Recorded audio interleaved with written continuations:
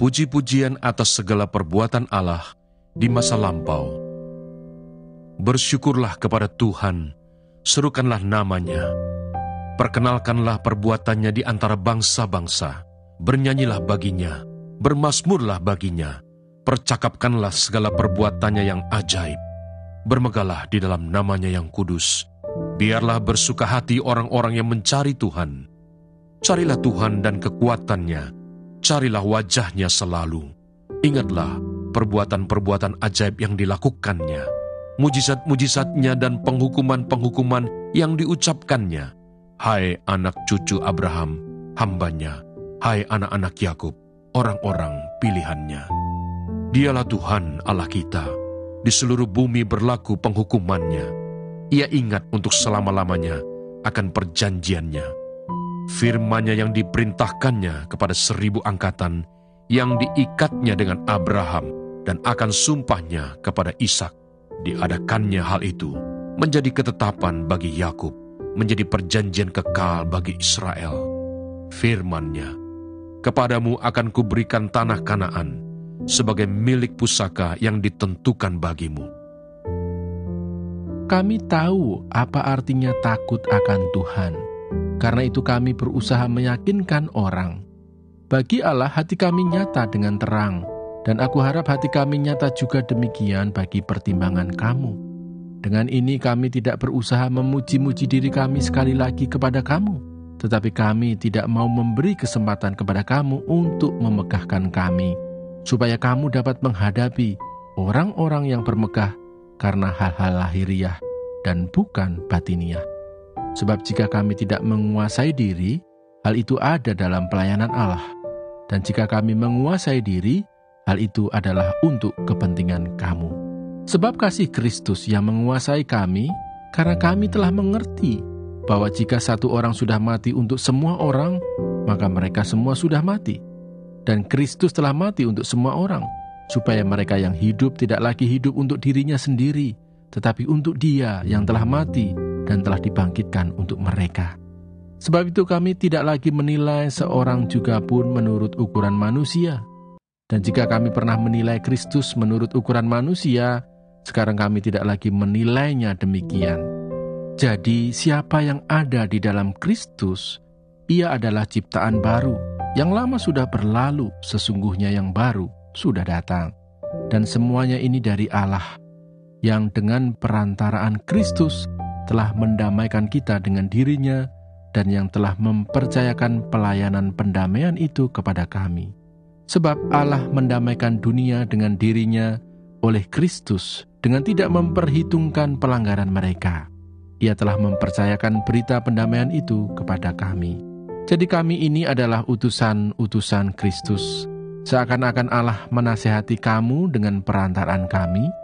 Dalam nama Kristus kami meminta kepadamu, berilah dirimu didamaikan dengan Allah. Dia yang tidak mengenal dosa telah dibuatnya menjadi dosa karena kita, supaya dalam Dia kita dibenarkan oleh Allah. Pasal 6. Paulus dalam pelayanannya. Sebagai teman-teman sekerja, kami menasihatkan kamu, supaya kamu jangan membuat menjadi sia-sia kasih karunia Allah yang telah kamu terima. Sebab Allah berfirman, pada waktu aku berkenan, aku akan mendengarkan engkau, dan pada hari aku menyelamatkan, aku akan menolong engkau. Sesungguhnya, waktu ini adalah waktu perkenanan itu. Sesungguhnya, hari ini adalah hari penyelamatan itu. Kitab Yesaya pasal 1, bagian pertama. Nubuat tentang Yehuda dan Yerusalem. Judul: Penglihatan yang telah dilihat Yesaya bin Amos tentang Yehuda dan Yerusalem dalam zaman Uzia, Yotam, Ahaz, dan Hizkia, raja-raja Yehuda. Pengaduan tentang bangsa yang tidak setia itu. Dengarlah hai langit, dan perhatikanlah hai bumi. Sebab Tuhan berfirman, Aku membesarkan anak-anak dan mengasuhnya, tetapi mereka memberontak terhadap aku. Lembu mengenal pemiliknya, tetapi Israel tidak.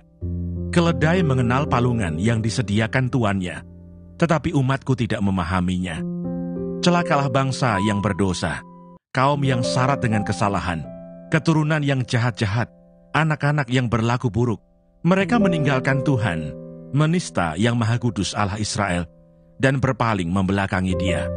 Di mana kamu mau dipukul lagi, kamu yang bertambah murtad, seluruh kepala sakit, dan seluruh hati lemah lesu. Dari telapak kaki sampai kepala tidak ada yang sehat, bengkak dan bilur dan luka baru, tidak dipijit dan tidak dibalut, dan tidak ditaruh minyak. Negerimu menjadi sunyi sepi, kota-kotamu habis terbakar. Di depan matamu orang-orang asing memakan hasil dari tanahmu. Sunyi sepi negeri itu, seolah-olah ditunggang balikan orang asing. Putri Sion tertinggal sendirian, seperti pondok di kebun anggur, seperti gubuk di kebun mentimun, dan seperti kota yang terkepung.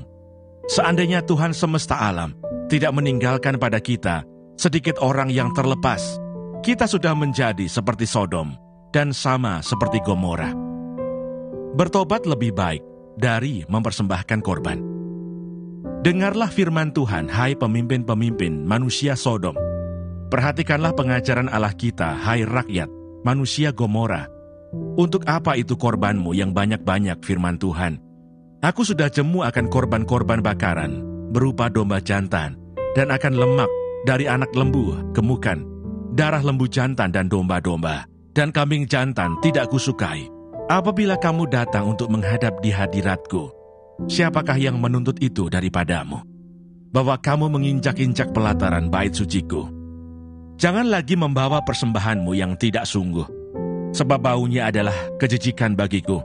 Kalau kamu merayakan bulan baru dan Sabat, atau mengadakan pertemuan-pertemuan, aku tidak tahan melihatnya, karena perayaanmu itu penuh kejahatan. Perayaan-perayaan bulan barumu dan pertemuan-pertemuanmu yang tetap, aku benci melihatnya. Semuanya itu menjadi beban bagiku. Aku telah payah menanggungnya. Apabila kamu menadahkan tanganmu untuk berdoa, aku akan memalingkan mukaku. Bahkan sekalipun kamu berkali-kali berdoa, aku tidak akan mendengarkannya. Sebab tanganmu penuh dengan darah. Basuhlah, bersihkanlah dirimu. Jauhkanlah perbuatan-perbuatanmu yang jahat dari depan mataku. Berhentilah berbuat jahat. Belajarlah berbuat baik. Usahakanlah keadilan. Kendalikanlah orang kejam. Belalah hak anak-anak yatim. Perjuangkanlah perkara janda-janda. Marilah, baiklah kita berperkara, firman Tuhan. Sekalipun dosamu merah seperti kirmisi, akan menjadi putih seperti salju. Sekalipun berwarna merah seperti kain kesumba, akan menjadi putih seperti bulu domba. Jika kamu menurut dan mau mendengar, maka kamu akan memakan hasil baik dari negeri itu. Tetapi jika kamu melawan dan memberontak, maka kamu akan dimakan oleh pedang. Sungguh Tuhan yang mengucapkannya. Hukuman atas Yerusalem. Bagaimana ini, kota yang dahulu setia, sekarang sudah menjadi sundal. Tadinya penuh keadilan, dan di situ selalu diam kebenaran, tetapi sekarang penuh pembunuh. Perakmu tidak murni lagi, dan arakmu bercampur air. Para pemimpinmu adalah pemberontak, dan bersekongkol dengan pencuri. Semuanya sudah menerima suap, dan mengejar sogok. Mereka tidak membela hak anak-anak yatim, dan perkara janda-janda tidak sampai kepada mereka. Sebab itu demikianlah firman Tuhan, Tuhan semesta alam, yang maha kuat pelindung Israel. Aku akan melampiaskan dendamku kepada para lawanku, dan melakukan pembalasan kepada para musuhku. Aku akan bertindak terhadap engkau. Aku akan memurnikan perakmu dengan garam soda, dan akan menyingkirkan segala timah daripadanya. Aku akan mengembalikan para hakimmu seperti dahulu, dan para penasihatmu seperti semula.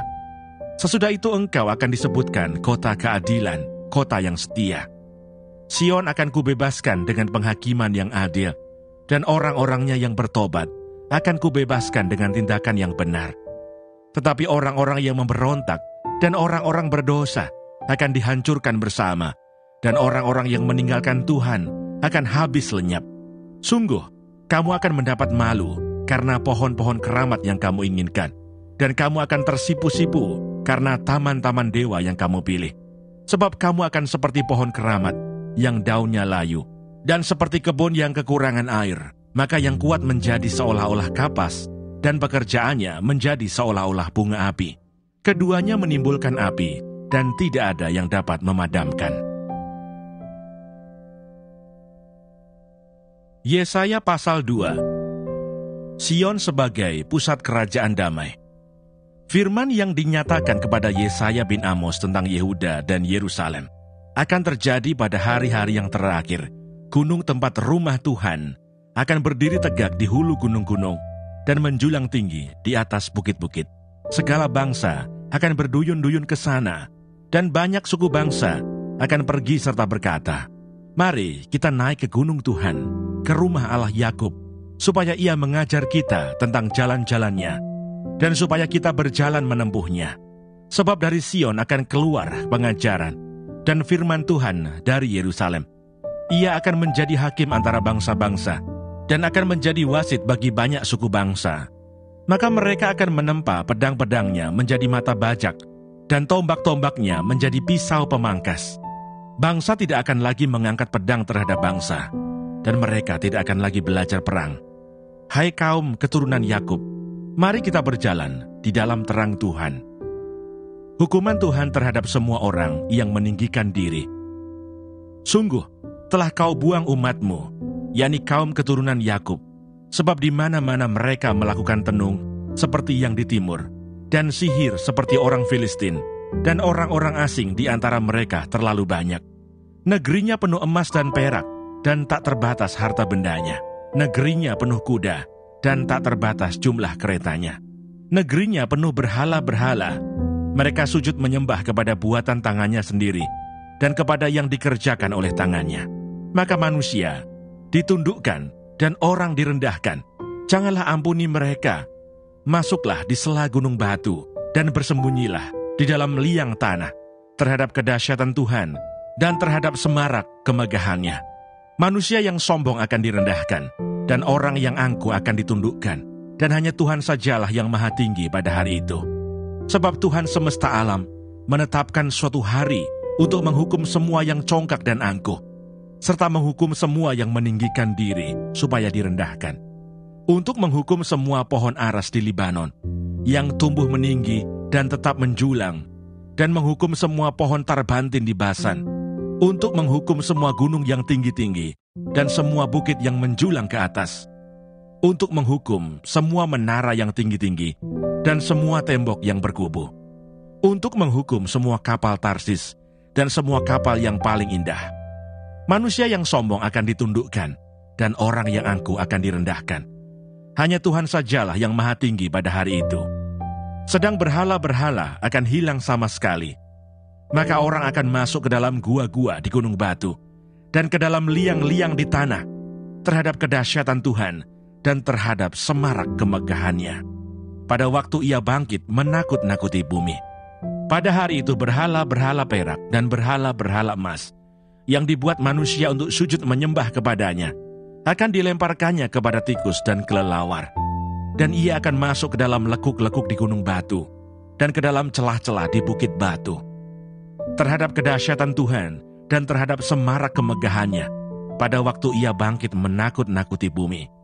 Jangan berharap pada manusia, sebab ia tidak lebih daripada embusan nafas. Dan sebagai apakah ia dapat dianggap?